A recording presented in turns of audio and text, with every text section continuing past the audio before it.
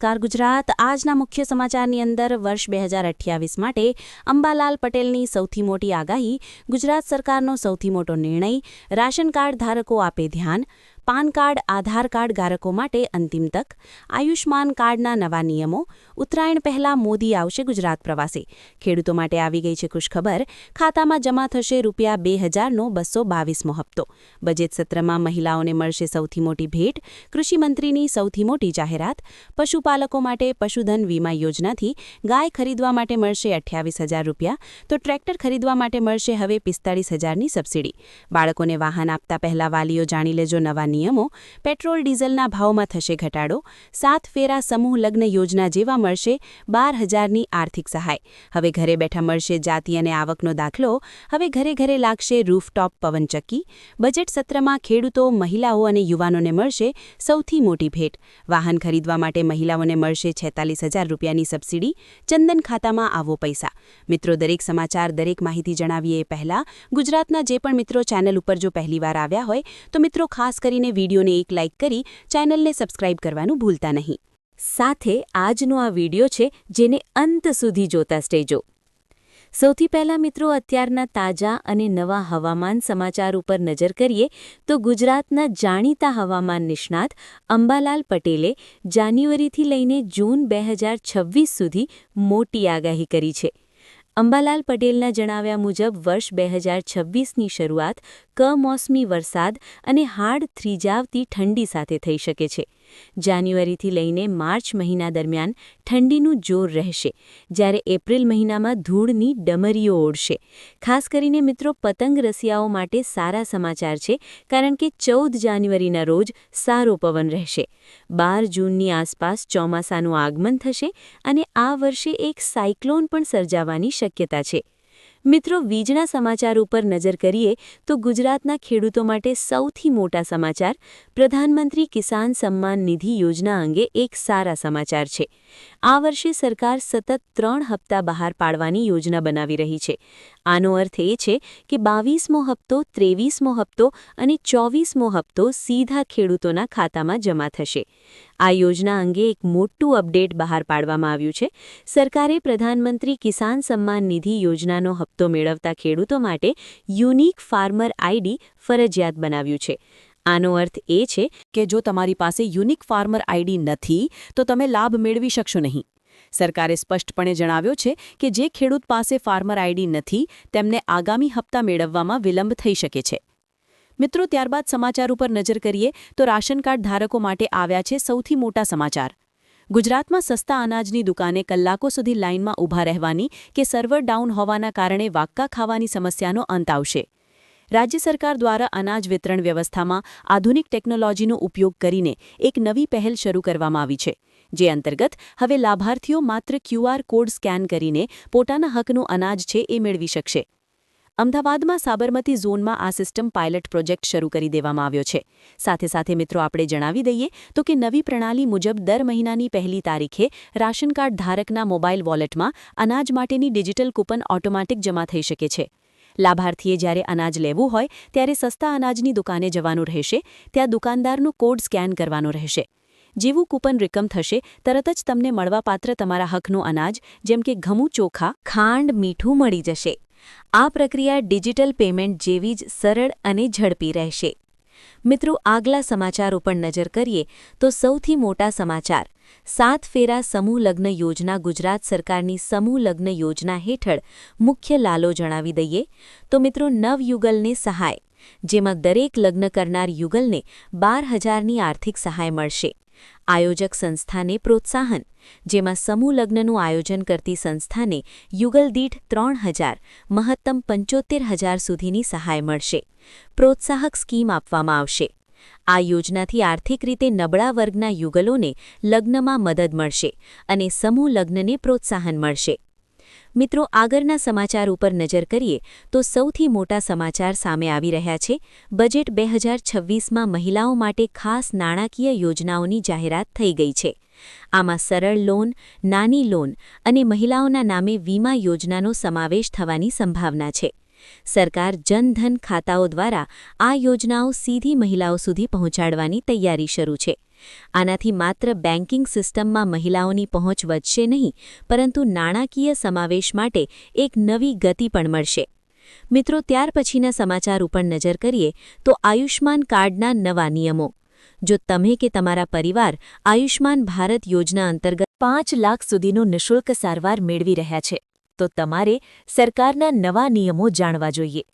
હકીકતમાં કેન્દ્ર સરકાર દ્વારા આયુષ્માન કાર્ડ સાથે સંકળાયેલા કેટલાક નિયમોમાં ફેરફાર કરવાની જાહેરાત થઈ શકે છે. આ સાથે મિત્રો આપણે જણાવી દઈએ તો જે અંતર્ગત હવે ઈ-કેવાયસી વિના તમને જૂના કાર્ડ પર ફ્રી ટ્રીટમેન્ટ મળશે નહીં. તો આયુષ્માન કાર્ડને પણ મિત્રો હવે તમારે આધાર કાર્ડ સાથે છે એ લિંક કરવાનું રહેશે. મિત્રો, ત્યાં વિશેના સમાચાર ઉપર નજર કરીએ તો સૌથી મોટા સમાચાર સામે આવી રહ્યા છે.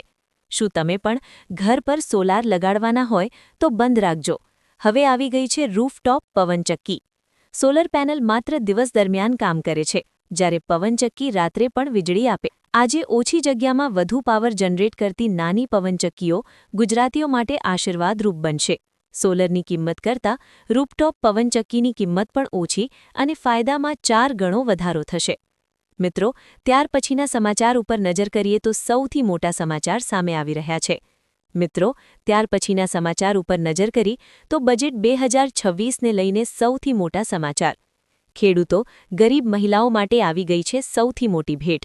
દેશ આગામી કેન્દ્રીય બજેટની આ નજીક આવી રચમાં છે, ત્યારે નાણામંત્રી નિર્મળા સીતારમણ 1 ફેબ્રુઆરી 2006ના રોજ તેમનું નવું બજેટ રજૂ કરવા માટે તૈયાર છે. આ આગામી સત્ર ભારતમાં કરવેરા ક્ષેત્ર માટે પ્રયત્નશીલ વર્ષોની શ્રેણીને અનુભવે છે. ખાસ કરીને ગેમ ચેન્જર કે જે 18 વર્ષ બજેટ પર મધ્યમાર્થ. આ સાથે મિત્રો આપણે જણાવી દઈએ તો કે અત્યાર સુધીમાં આ મહત્વપૂર્ણ અને રાહતભર્યા સમાચાર પણ સાબિત થઈ રહ્યા છે.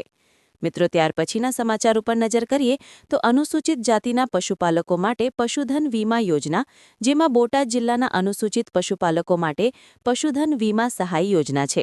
આ સાથે મિત્રો આપણે જણાવી દઈએ તો કે ગાય ભેંસ ધરાવતા પશુપાલકો એક વ્યક્તિને મહત્તમ 10 પશુઓના વીમા કરાવી શકો. માત્ર ₹100 પ્રીમિયમ ભરીને પશુદીઠ 35,000નો વીમો મળશે, જેમાં મૃત્યુ પછી સ્થિતિ 3500ની સહાય મળશે. ઓનલાઈન અરજી છે મિત્રો. નજર કરીએ તો 2000 કરવાની જાહેરાત છે.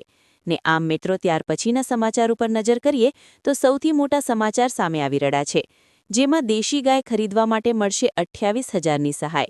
તો કે સૌરાષ્ટ્ર અને કચ્છમાં વિવિધ વિસ્તારમાં તો મિત્રો તમે જોઈ શકો છો, હવે માત્ર દૂધ ઉત્પાદન પૂરતું નહીં, પરંતુ કોમર્શિયલ ભાડા પર 6 મહિના સુધી મર્યાદા નક્કી કરાઈ છે. ભાડામાં વધારો છે.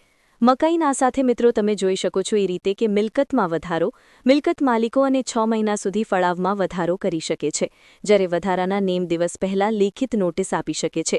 સાથે મિત્રો તમે જોઈ શકો છો મિલકતીનું નિરીક્ષણ.